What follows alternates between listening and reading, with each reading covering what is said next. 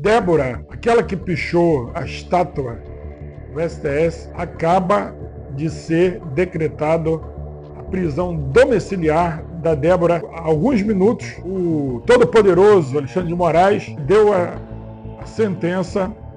concedendo prisão domiciliar à cabeleireira Débora, que pichou lá a estátua. Bom, é um começo de justiça, porque houve uma grande comoção, uma grande pressão nacional, e aí o primeiro-ministro Fux disse que ia rever a sentença, a pena de 14 anos. E agora o Alexandre de Moraes parece que, pressionado, volta atrás e concede prisão domiciliar a Débora, visto que, um paralelo não muito distante, a mulher do governador Sérgio Cabral, aqui no Rio de Janeiro, condenada a vários anos por corrupção, ela foi liberada para cumprir a pena em casa em razão de ter filhos menores. E a Débora, simplesmente,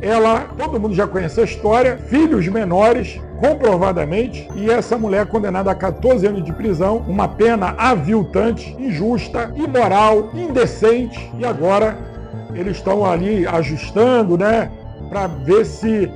a pressão, a negatividade e a vergonha nacional que o Supremo está passando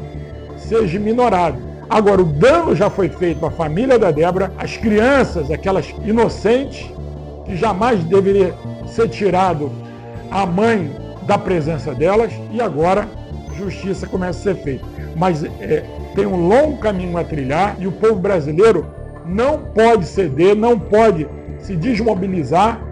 para que os demais presos políticos sejam também libertados e recebam penas de acordo com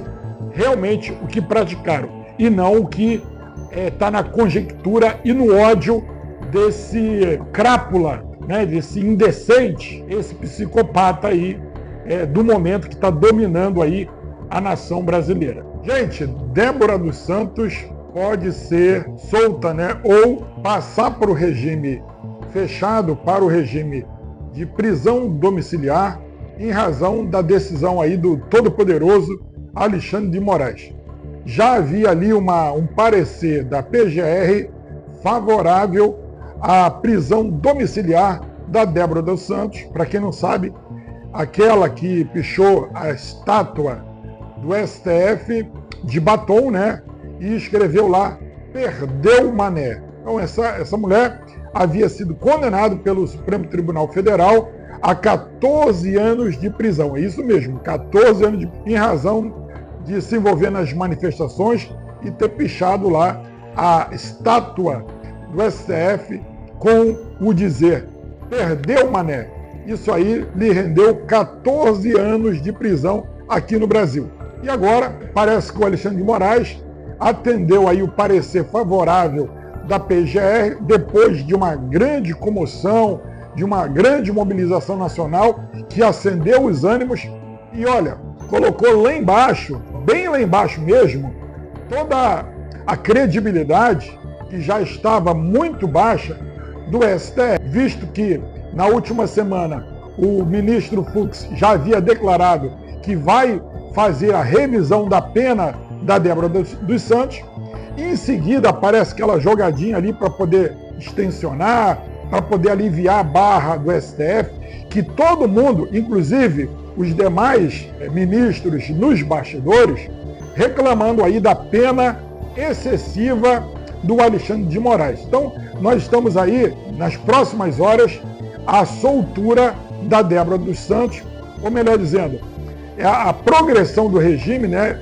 para uma prisão domiciliar, onde ela vai poder se reencontrar com a família, se reencontrar com os filhos. Imagine os senhores que houve logo uma comparação onde a primeira-dama aqui do Rio de Janeiro, esposa do Sérgio Cabral, aquele governador condenado a mais de 300 anos de prisão, a sua mulher, na época condenada por corrupção, teve a sua liberdade, teve a sua decretação de prisão domiciliar por sentença do ministro Gilmar Mendes, que concedeu a ela prisão domiciliar porque ela tinha filho menor. E a alegação era que ela deveria cumprir a prisão em casa para poder cuidar dos filhos. Agora, essa mesma regra, até então, não estava sendo colocada para a Débora dos Santos, que sabidamente o seu ministro Alexandre de Moraes conhecia o caso, sabia que essa mulher cabeleireira, ela não era guerrilheira, ela não era terrorista, ela não tinha fogo em armas, a única arma que essa mulher pegou foi no batom e ela pichou lá a estátua do STF e por isso levou 14 anos no lombo e estava cumprindo aí em regime fechado, realmente uma grande injustiça. Nós esperamos que a mobilização do povo brasileiro continue para que haja realmente a anistia, para que esses presos do 8 de janeiro, eles realmente sofram um processo em primeira instância, um devido processo legal, aonde eles, se forem condenados, eles possam recorrer nas instâncias superiores e não essa prisão aí, essas condenações, questões ideológicas, políticas, que todo mundo que tem uma noção, um entendimento daquelas imagens, daquelas depredações e vandalismos ali, a gente vê que o Supremo não pode condenar mais de 60 velhinhos e velhinhas, pessoas com mais de 60 anos, com Bíblia na mão, pessoas que estavam com terço, pessoas que foram ali fazer orações, rezar, foram colocadas no mesmo pacote e essas pessoas estão sendo condenadas a penas aviltantes, penas imorais, penas, no meu entender, ilegais, porque essas pessoas, elas não têm foro privilegiado, elas jamais poderiam estar sendo julgadas pelo Supremo Tribunal Federal, e então essas pessoas, elas estão até sem condições de recorrer, porque vai recorrer em segunda instância, não há mais segunda instância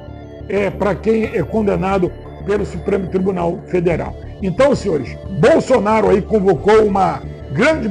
manifestação para o dia 6 de abril na Avenida Paulista. Eu acredito que essa mobilização precisa ser encorpada, o povo continuar mobilizado para que a anistia seja votada no Congresso, para que realmente haja anistia e a justiça começar a ser feita para esses inocentes, para essas pessoas que foram ali pegas ideologicamente e parece que quer ser feita uma vingança contra os apoiadores de Jair Bolsonaro, contra os simpatizantes de Jair Bolsonaro. Há uma caça às bruxas contra todos,